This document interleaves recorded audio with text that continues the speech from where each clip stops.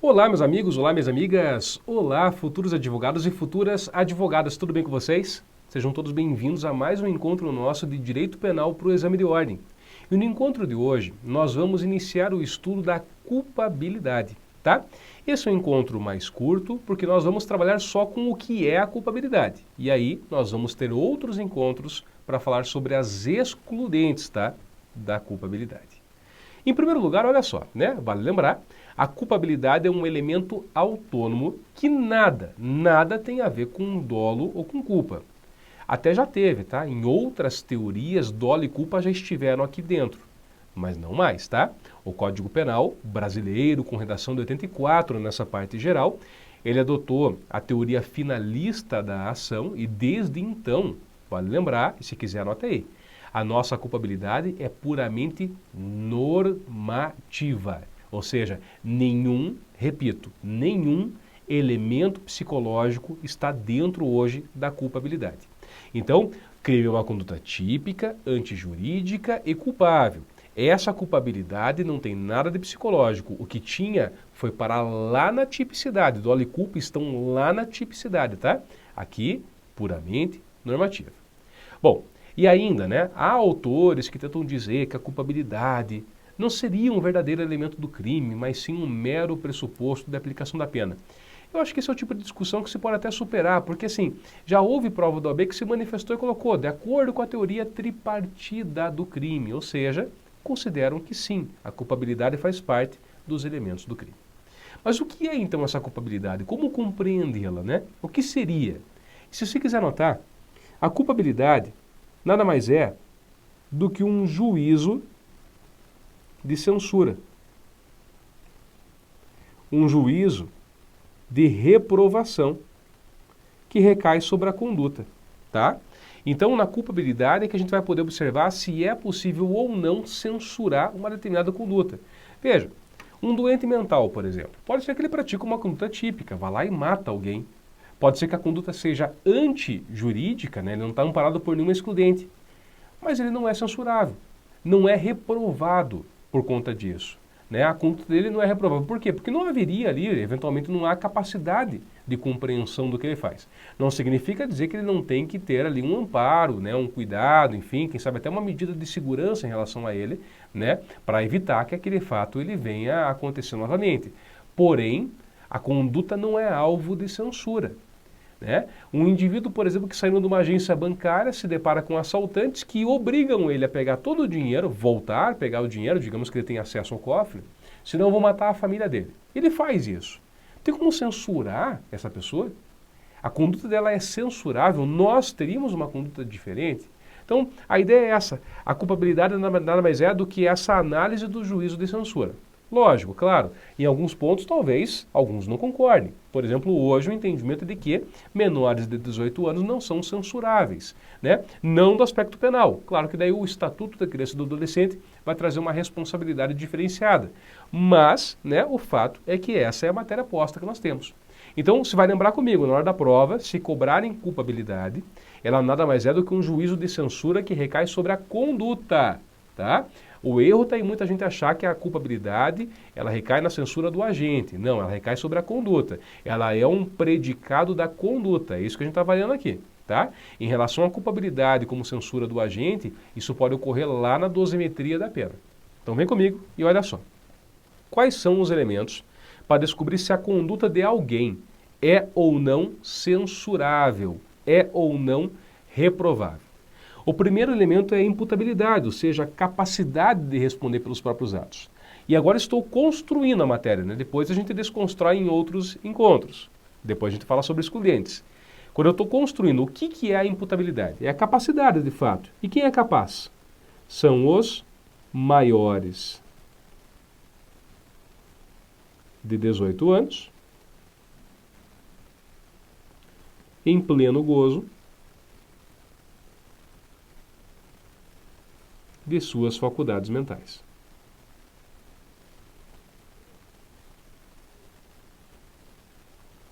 Ok? Então, esses são os imputáveis. Bom, mas não basta só isso, né? E até só um comentário.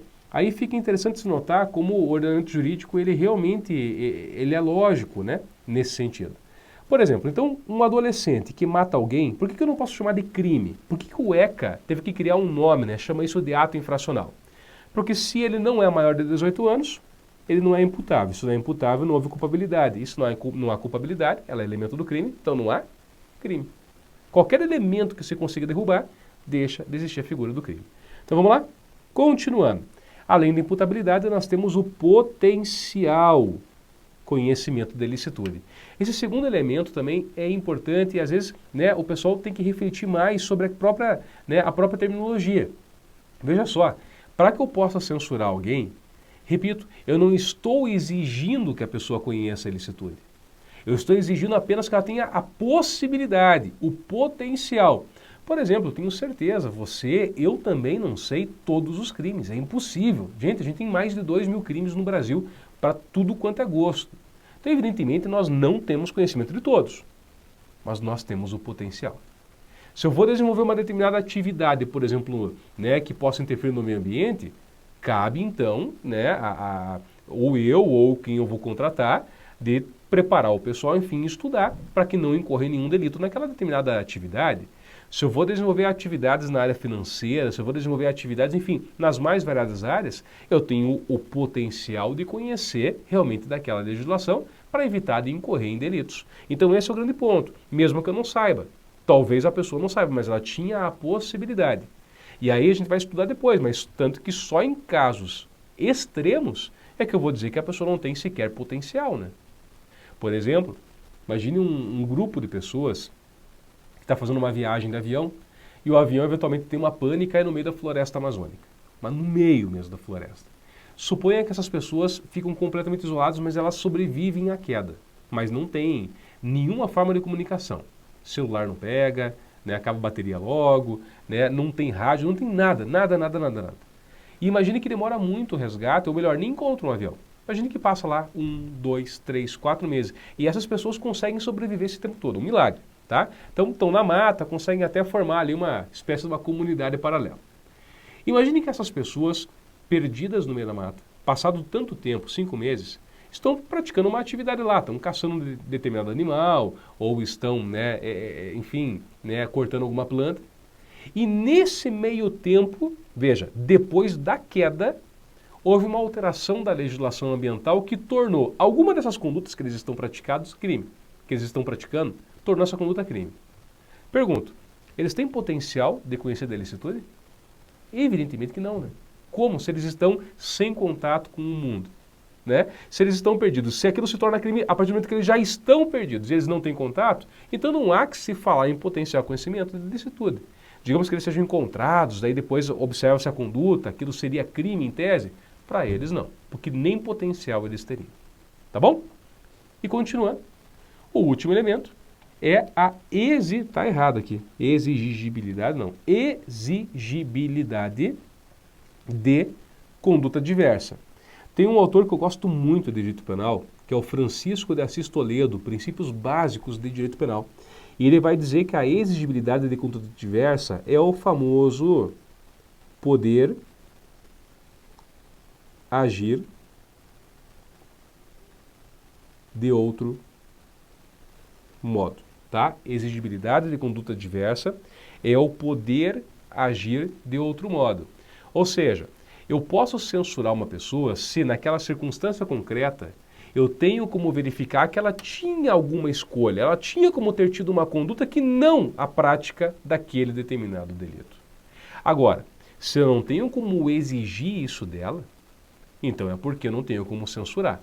E aí, por exemplo, a lei vai trazer algumas hipóteses. A coação moral irresistível é uma delas. A pessoa é ameaçada de morte. E aí, a ameaçada, ela pratica um ilícito. Veja, né?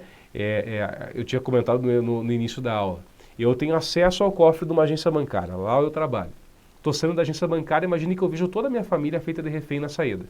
Os assaltantes dizem que se eu não pegar o dinheiro, eles vão matar alguém da minha família. Imagine que eu acabo ali, né, recalcitrando, enfim, estou, né, um pouco receoso. Nessa hora eles pegam e dão um disparo da arma de fogo, passa colando na cabeça de algum familiar. E dizem que o próximo, né, eles vão acertar. O que eu faço? Eu vou correndo e pego o dinheiro para eles. Veja, dá para exigir que eu tenha uma conduta diferente do que essa de pegar o dinheiro? Você teria? Qualquer pessoa será que teria uma conduta? Veja, se eu não tenho como exigir uma conduta diversa, é porque eu não tenho como censurar. Claro, eu tenho como censurar quem ameaçou. Esse sim, esse responde pelo crime. Mas aquele que se sentiu coagido, esse não é censurável. E com isso, então, você completa os 3 elementos para fechar aqui esse juízo de censura. Eles, tá? São 3 elementos que realmente devem ser somados, tá? Na soma dos 3, nós temos, então, a culpabilidade. Veja, então, que hoje a culpabilidade, ela é puramente normativa. Adota-se no Brasil a teoria normativa.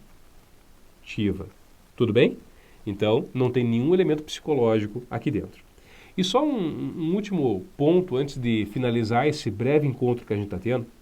Eu sempre falo que a gente chega no último momento aqui do estudo da teoria do crime.